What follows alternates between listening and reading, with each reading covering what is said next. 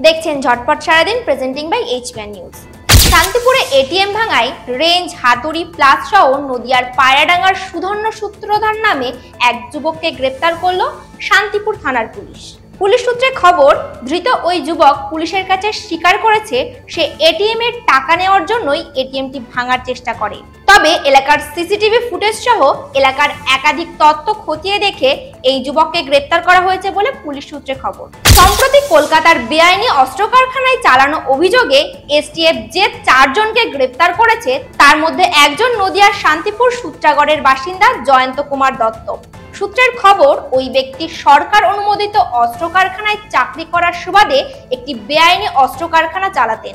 গতকাল রাতে একটি বিশেষ অভিযান চালানো হয় অবৈধ বাজি বাজেয়াপ্ত করতে। রানাঘাট পুলিশ জেলার 40টি জায়গাতে এই অভিযান চলে এবং সেখান থেকে 3 জায়গা থেকে উদ্ধার হয় বেআইনি বাজি। পুলিশ সূত্রে খবর, কল্যাণী রথতলা বিধানপল্লী এলাকা থেকে 40 কেজি অবৈধ বাজি বাজেয়াপ্ত করে পুলিশ।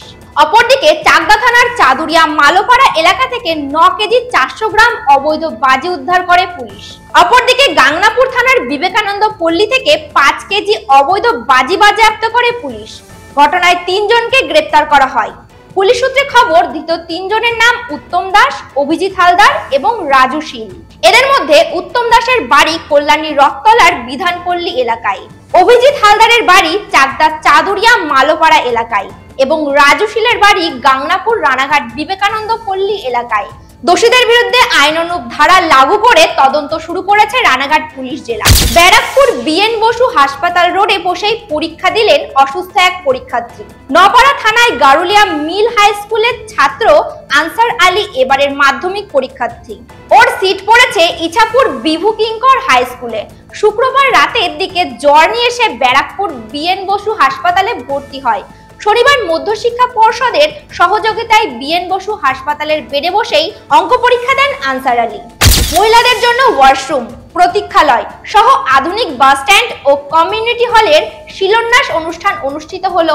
মুখ্যমন্ত্রী মমতা ব্যানার্জির অনুপ্রেরণায় ও পশ্চিমবঙ্গ সরকারের বিধানসভার অধ্যক্ষ তথা বারুইপুর পশ্চিমের বিধায়ক এবং দক্ষিণ 24 পরগনা জেলা পরিষদের সভাধিপতি শ্রীমতী মলিলিমা মিস্ত্রির সহযোগিতায় কল্যাণপুর গ্রাম পঞ্চায়েতের অধীনস্থ জোড়া মন্দির বিসর্জন ঘাট সংলগ্ন দক্ষিণ 24 পরগনা জেলা পরিষদ ও এলাকার বিধায়ক এর উন্নয়ন তহবিল হইতে আনুমানিক 1.5 কোটি টাকা ব্যয়ে কমিউনিটি হল, 5 কোটি টাকা ব্যয়ে মহিলাদের ওয়াশরুম, প্রতীক্ষালয় এবং আধুনিক বাস স্ট্যান্ড নির্মিত হবে। সকল প্রকল্পের সমাপ্তির সময়সীমা 6 মাস ধার্য করা হয়েছে। গোডাউন ও ফাঁকা বাড়িতে চুরির ঘটনায় চাঞ্চল্য দক্ষিণ 24 পরগনার বারুইপুরে। শনিবার ভোররাতে বারুইপুর পৌরসভার অন্তর্গত 16 নম্বর ওয়ার্ডের হালদারপাড়ায় জনবহুল এলাকায় একটি ইলেকট্রিকের গোডাউন থেকে লক্ষাধিক টাকার জিনিস চুরি। গোডাউনের শাটার ভেঙে ও গেটের তালা ভেঙে চুরি হয়েছে ইলেকট্রিকের সরঞ্জাম। গোডাউনের পাশেই একটি বাড়ির গেট ও দরজার তালা ভেঙে চুরি করা হয়েছে লক্ষাধিক টাকার গয়না ও অন্যান্য জিনিসপত্র।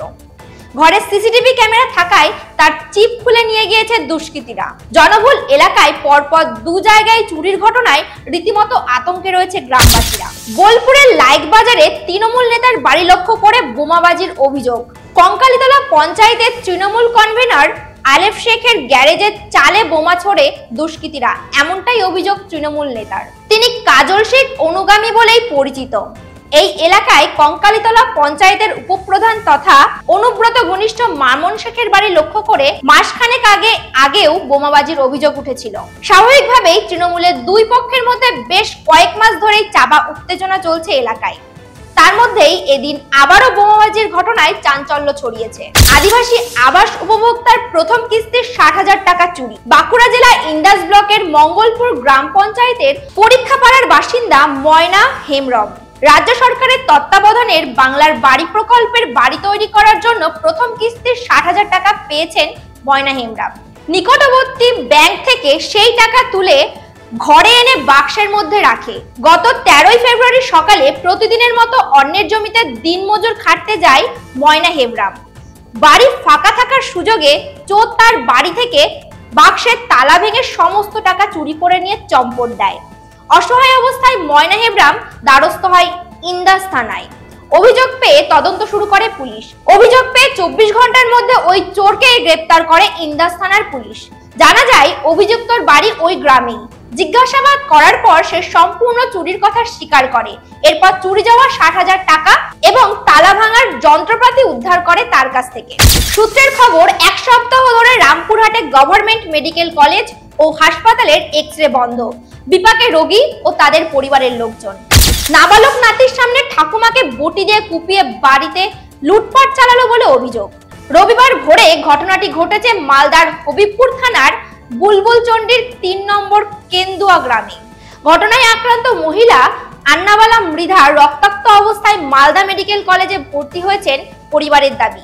বাড়ির ছেলে সুব্রত মৃধা ত্রিপুরায় সিআরপিএফ জওয়ান পদে কর্মরত রয়েছেন। আন্নাবালার গলায় বটি দিয়ে একাধিক আঘাত করে দুষ্কৃতীরা নগদ টাকা ও সোনার অলংকার লুট করে। স্থানীয়দের দাবি, গ্রামে 3 দিন ধরে কীর্তনের আসর চলায় আক্রান্ত পরিবারের চিৎকার কোনো গ্রামবাসী টের পায়নি। দুষ্কৃতীরা পালিয়ে যেতেই হইচই পড়ে গ্রামে। ঘটনাস্থলে পুলিশ এসে বটিটি উদ্ধার করে। এই ঘটনায় আতঙ্কিত গ্রামবাসীরা। তাদের দাবি, রাতে পুলিশি টহলদারি ঢিলেঢালা থাকায় দুষ্কৃতীদের বারবারন্ত বুলবুলচন্ডিতে। দেখতে থাকুন ঝটপট সারাদিন। এখনকার মতন এই পর্যন্তই। আপনারা দেখছেন HPN নিউজ। নমস্কার।